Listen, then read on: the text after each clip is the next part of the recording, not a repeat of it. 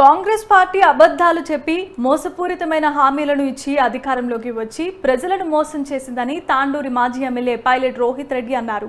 వికారాబాద్ జిల్లా బషీరాబాద్ మండలంలో ఏకాంబరేశ్వర దేవాలయం నుండి తాండూరు మాజీ MLA pilot Rohit Reddy BRS నాయకులతో కలిసి ప్రచారాన్ని ప్రారంభించారు.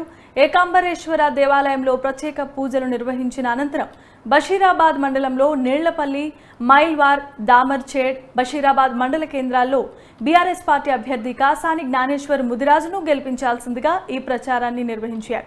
ఇందులో భాగంగా పలు గ్రామాల్లో స్ట్రీట్ కార్నర్ మీటింగ్లను నిర్వహించారు.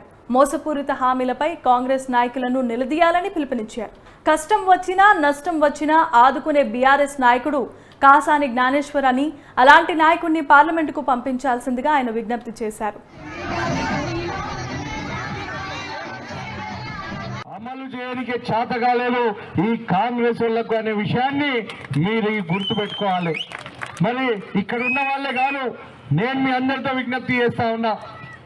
గత 10 సంవత్సరాలుగా కేసీఆర్ గారి ఆధ్వర్యంలో బీఆర్ఎస్ ప్రభుత్వంలో మనం ఏ విధంగా ఉండే, మరి ఇప్పుడు కాంగ్రెస్ వాళ్ళు వచ్చినాక మన పరిస్థితి ఎంత అధ్వానంగా తయారైందో మనం ఒక్కసారి గమనించాలి.